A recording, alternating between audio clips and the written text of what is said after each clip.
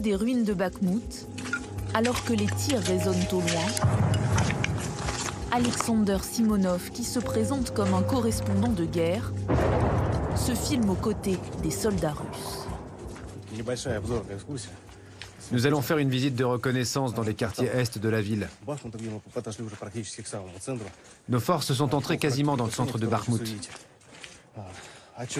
Étant donné ce qu'on va voir maintenant, il est facile de se dire que les combats ont été très intenses.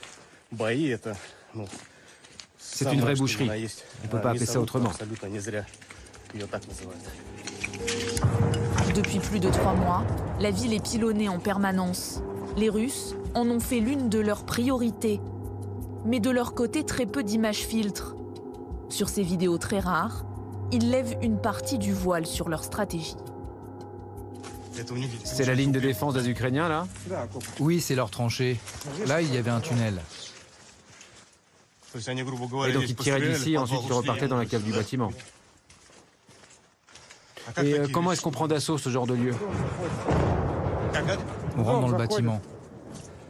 Et ensuite vous accédez à la cave? Oui. Aujourd'hui, l'endroit est désert.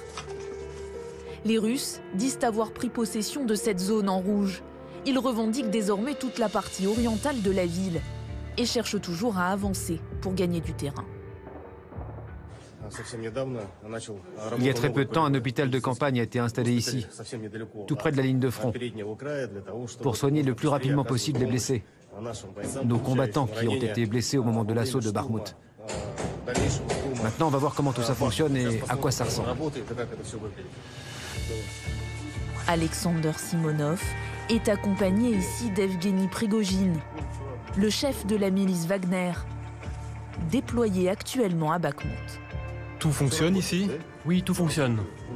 On trie les blessés, on leur prodigue les premiers secours, et on est même capable de faire des opérations urgentes à la poitrine ou au ventre. Bon courage. Merci. Une base arrière jugée utile par les hommes de Moscou, car les Ukrainiens résistent, même s'ils sont bombardés sans relâche par leurs adversaires. Selon l'OTAN, les pertes humaines seraient d'ailleurs considérables. Pour chaque soldat ukrainien mort au front à Bakhmout, il y aurait 5 victimes côté russe. Un ratio qu'Evgeny Prigojine voudrait rééquilibrer. Et pour ça, il réclame des armes supplémentaires. Il estime que les militaires manquent de moyens. Comment vous débrouillez-vous maintenant? Vous utilisez plus de munitions que vous n'en recevez?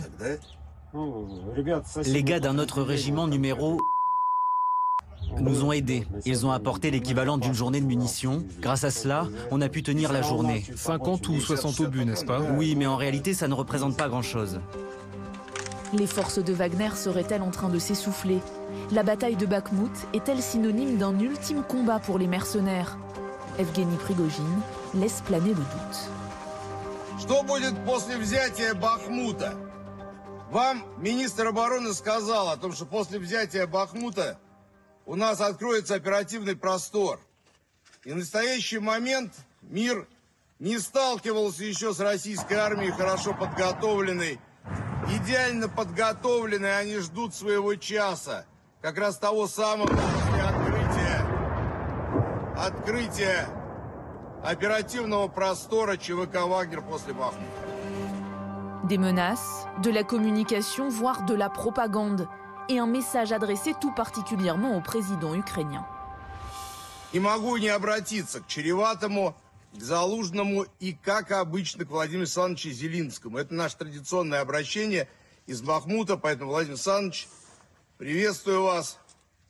Я благодарен, что вы приняли решение о том, что все-таки будете работать в Бахмуте. Нам это приятно, и мы уже привыкли друг к другу, и поэтому... Единственная просьба. Стариков, детей забирайте. И сюда нормальные боеспособные подразделения. Только, пожалуйста, по-честному. Мы с вами честно откровенны, вы с нами честно откровенны. L'OTAN estime que la ville pourrait tomber aux mains des Russes dans les prochains jours.